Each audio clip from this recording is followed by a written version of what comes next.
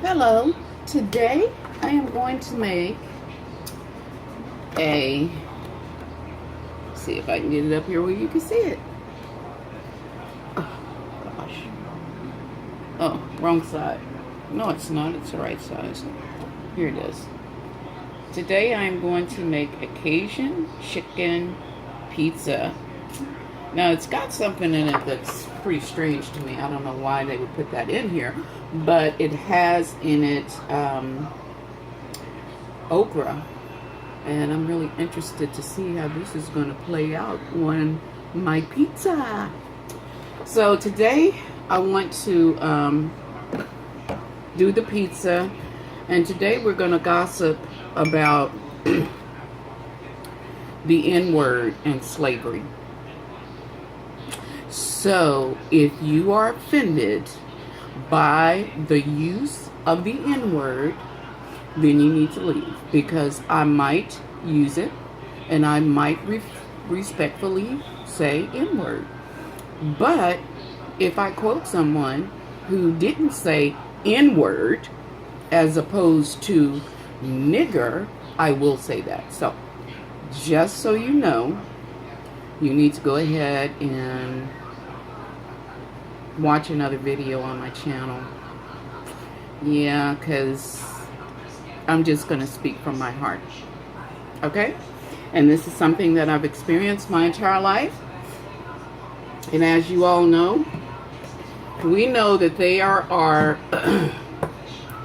you know, the regular things that people will say when confronted with racism or prejudices. The first thing a non-black person will say if they've been suspected of bias, no, bias is something different.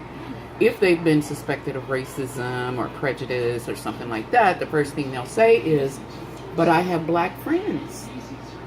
Or, but there's black people in my family. Or, I dated somebody black once. Or, the lady who watches my children is black. Or, the nanny I had when I was little was black. So, all that stuff aside, maybe I'll turn my TV down a little bit because the commercials go up a lot. At any rate, we've heard all those things before, and that's okay. You might even be one of those people that feel that way, and it might be a legitimate thing for you.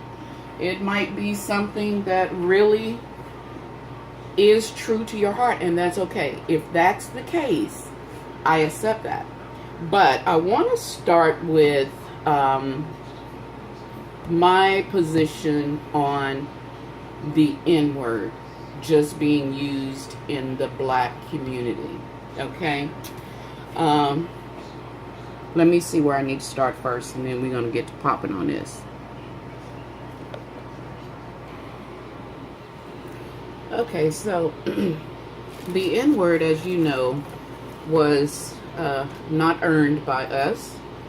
It was not selected as a description of us. And we virtually had no control over being given that title. So, that being said, it was always a negative among our people. And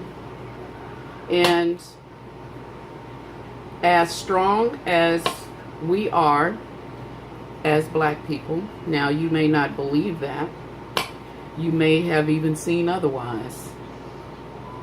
But I'm telling you, we are the strongest people on the planet. Going all the way back to the Garden of Eden.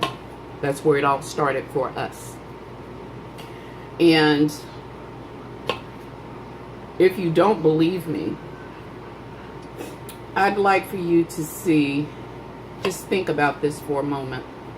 And I'm not trying to discredit any other race. There is value in every person and creature that God put on this planet. And just in case you don't believe in God, there is value to every living thing that the universe or the Big Bang or whatever put on this planet. I don't have a problem saying that all of this stuff could have started with the Big Bang. I don't have a problem with that. But in admitting that it's possible, I know that God brought that Big Bang together some kind of way. So either way, I win. And anywho, so if you think back to slavery times,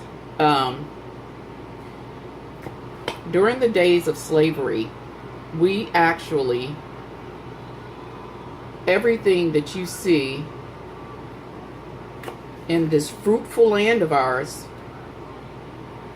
was made possible on the backs of my ancestors. And that's not just something we made up or some lie that we believe. That's not it at all. It's actually fact. And my daughter's coming in, so I'll be right back. So at the time that we became slaves,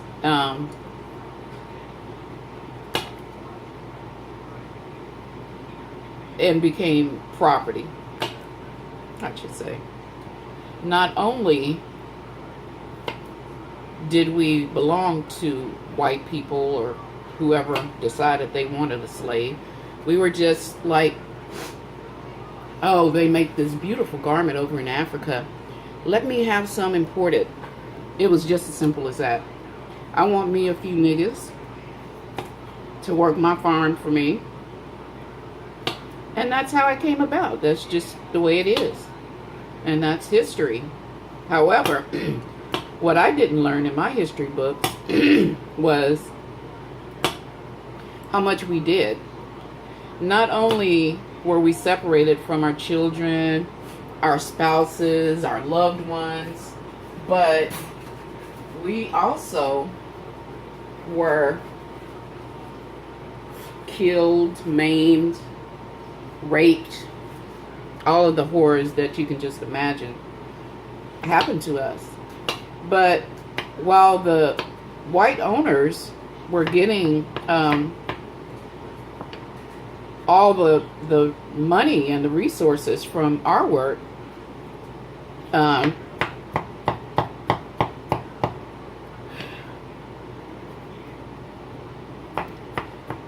we got no credit for it. Even not even credit. Forget the money. We didn't even get credit. Even to this day, you'll hear about some plantation that produced, X amount of cotton for the world and all of that, but there was not one white owner out in that field in the heat of the day with the sun glaring down on them in the South picking cotton. They couldn't tell you how to pick no cotton. They don't know how to pick cotton. You know why? Because my great grandpa picked cotton. That's why.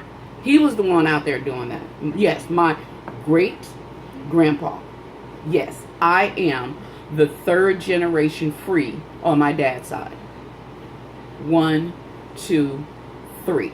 My grandfather was the first one born free on my dad's side. The first one. I am just the third person on my dad's side, the third generation born free. So don't be trying to take it back to 1600, 1700 and all that. No. You ain't gonna do that to me. Because I'm gonna tell it like a T.I. is. Yeah, I'm Lucas Journey. And I'm a great supporter, friend, all of that. To whomever. Don't matter to me who you are. I'm going to be good to you regardless of whatever you might think or do or say. I'm going to be good to you. But the reality is, it wasn't that long ago. And it's not so far behind in our history that it no longer affects us, because that's just not true.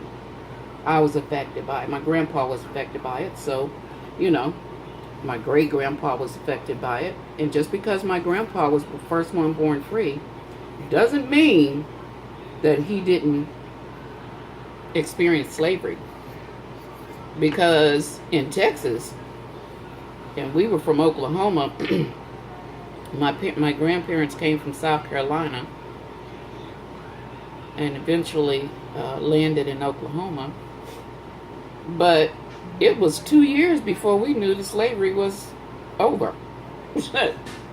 Texas was the last ones to find out that slavery had been abolished, and it was 2 years. Well, you think it'd take them 2 years to get from Oklahoma down to Texas, Galveston, down that area? No. No, it didn't take them but a few days or a few weeks. Let's give them a few weeks because they was traveling in a non-traditional way. But just because my granddad was born free, he was still on the plantation, okay? He still experienced the hate. He still got his behind kicked. But my grandparents were very adamant about education.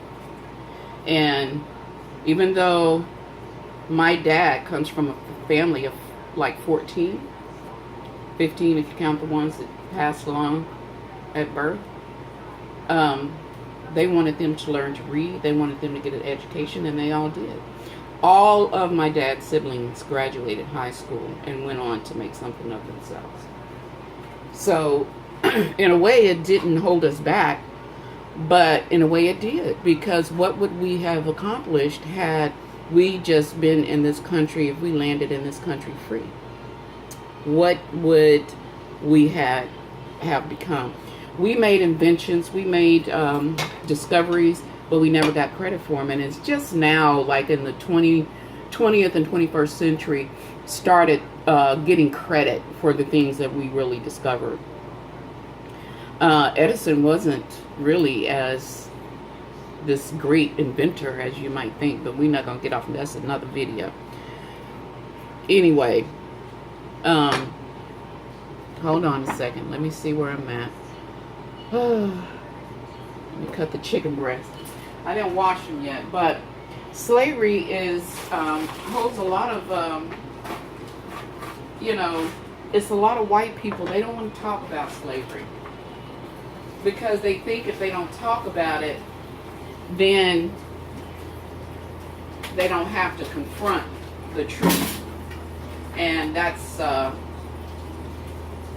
nothing could be further from the truth, actually. Because if you think about it, the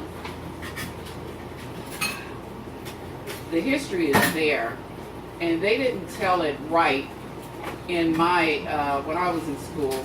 And when I was in school, I was still, our schools in Oklahoma were still segregated when I was in school. So, I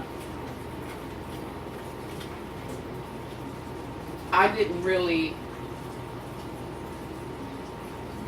think about it at the time because, it's like, that's all you know. But we didn't. Can you bring me a roll of paper towels, please? Hold on, I gotta get paper towels. My hands are wet.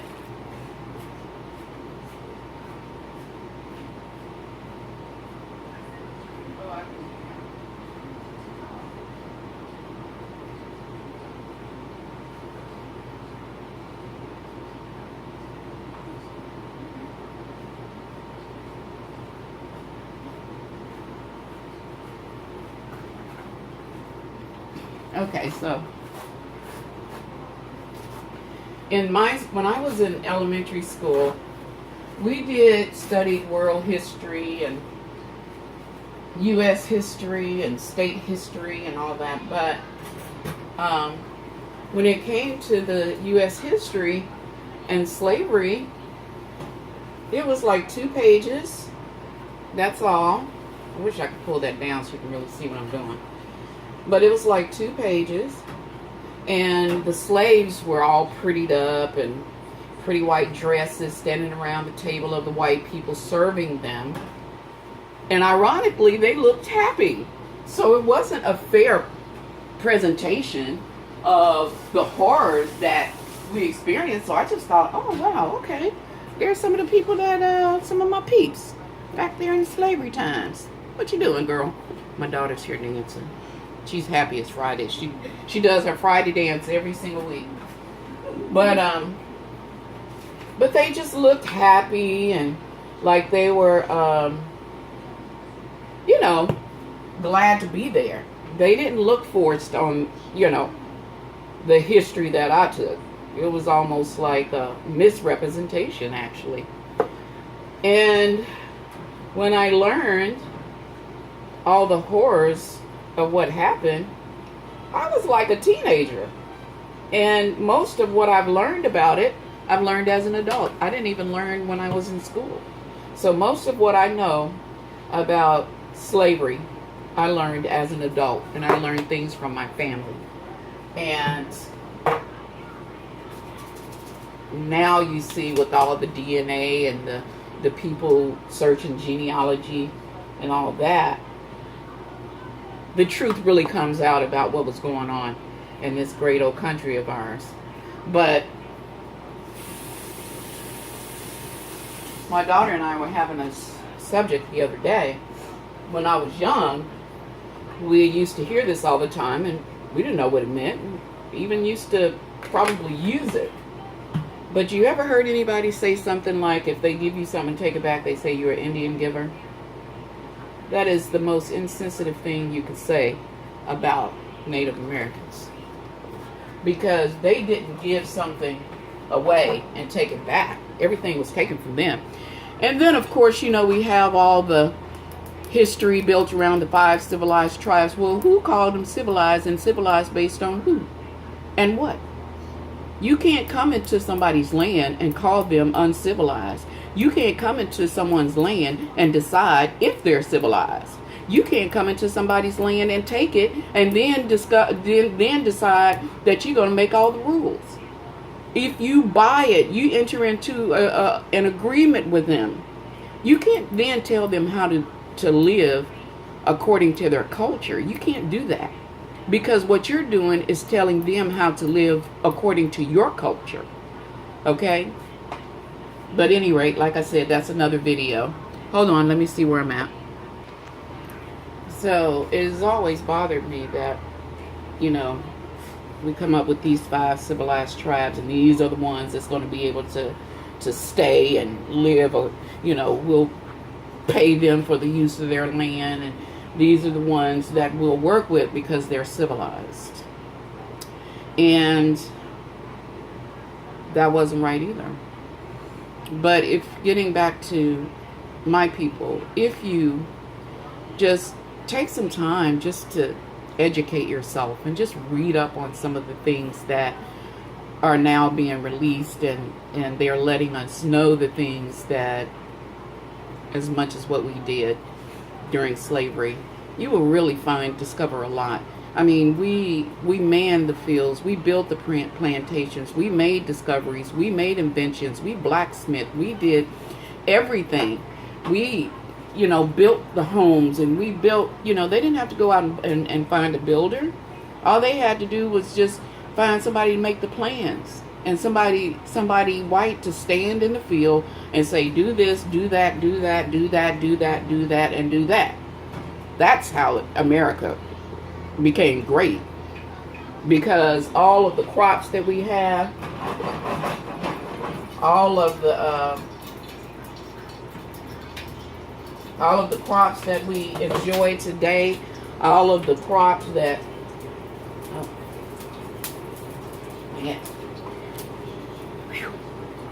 burn my finger. But all of this came as a result of my ancestors. And I don't say that to take away from the contributions that were made by other groups of people, because it was many. This country is founded on the backs of many great cultures, and that's what I love about it. But we did, as African Americans, as black people, as Negroes, as coloreds, as niggers, we did way more than anybody else. Okay? And way more in the earlier days. And then when they set us free, because of all the work that we've done, if they just, they took us from our country, they took us from our land, They set you free. Well, how are we going to get back? So then, in order for us to be able to survive and pick up and move on, they promised us 40 acres and a mule. Each family. Okay? Not each person that was the slave, each family, each household. So if it was 10 in your household, all 10 got 40 acres and one mule. But we didn't even get that. We didn't even get that. I learned in my genealogy that one of my great aunts had more than 40 acres in a place in Oklahoma. And in 1920, when she died, the value of her property at that time was like $600. And that was a lot back then. But because slavery had just ended just a number of years before that, maybe 50 years, and because we didn't know as black people what our rights were, because we really didn't have any rights at that time. But one of the things that I discovered was that a store owner in that town came to the hearing, the probate, I guess it's called probate. I got the paperwork myself because I thought about going and suing his family for taking my family's land. Let's see, 3 minutes. But what I discovered is because she owed $40 on a grocery bill to this store owner, he came into court. None of my family was there. Not one of her children, not a sibling, not a parent, nada. Not an attorney, nada. Goes into court and says, even though she left this to her children, oh, she has a $40 bill that she didn't get to pay before she died. And I believe I have a right to this land. And do you know, the judge gave that land to this man. So then here are my ancestors, my relatives, living on land that they own more than 40 acres. It was way more. And they lose it because of $40. And now they have to pay rent now, in addition to the $40 to the store owner. Now you tell me that ain't bleaked up. Tell me that ain't, okay? Because if you think something's right about that, something wrong with your head. And I hate to be blunt, but I'm very passionate about that. I could not believe that they would not go and say, well, we need to speak to the executor of this, or we need to speak to the beneficiaries, and maybe they want to just pay you. No, they just gave all of that to the store owner. And it wasn't like she was behind. She didn't owe him for a while. This was just part of her bill. Back then, people would go get groceries and they pay once a month. That's how it was. Can't believe it. But yeah, that happened. And so this person's ancestors still own my family's land. Yes. But then you might wonder, oh, well, why do you live in a small one-bedroom apartment with your daughter? Because white people took our property. And that just didn't just happen to my family. It happened to multiple members in my genealogy. And multiple black families outside of me that I'm not even related to. This happened all over the place. Look at Black, what was that? Black Wall Street, I think it was, in Tulsa. I might be getting that mixed up. But they didn't like the fact that,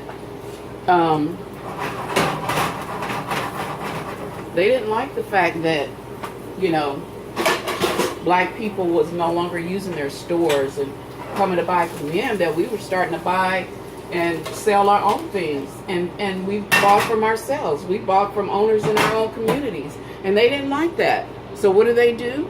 What's the best thing to do? Burn the ish down. And that's what they did. They burnt down all the black businesses because we were making so much money.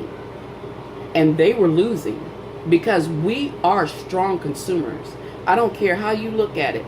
Black people are one of the strongest cultural groups in this United States, even to this day. Most of what you see is marketed toward us. Why? Because we buy stuff, and we buy stuff regularly. And that has always been the case in this country. But at any rate, let me read and see where I'm at now. I done lost myself. Oh, let's see here. I got the okra seared. Cooked the chicken.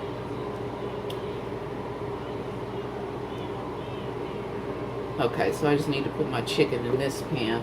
I should have just left it on. I don't know why they tell me to turn it on.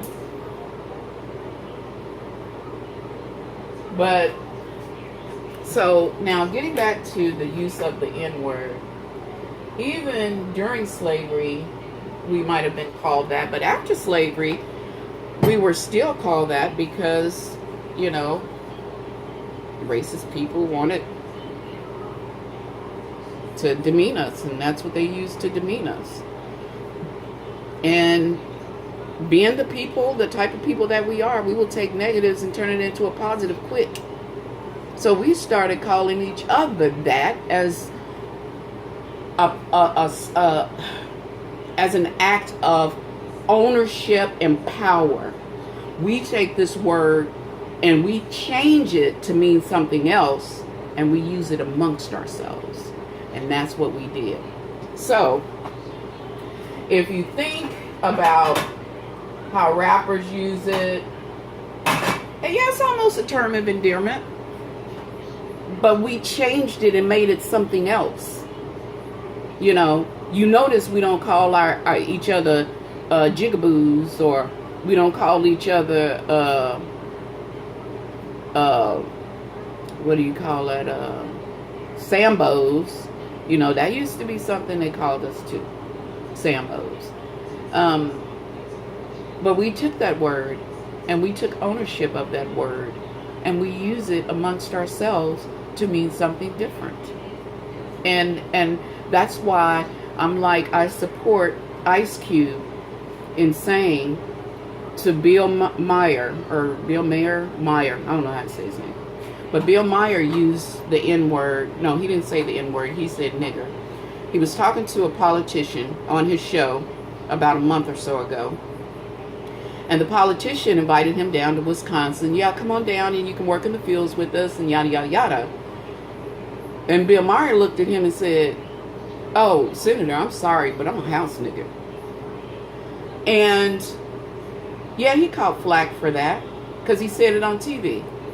And his saying it, number one, you don't get the right to say it, because there's a young lady on the show, and put the link below. She said it best. If you would have been in that slavery time, in that slavery situation, you would have been the one in the house giving the whips and raping the women, and you wouldn't have been no house nigga. And if you were in that time, and just saying that demeans the all that the women and men who worked in the house, it demeans what they went through. It was serious. It was still bad. Just because they weren't out in the hot sun doesn't negate from the fact that they were treated horribly. And they were.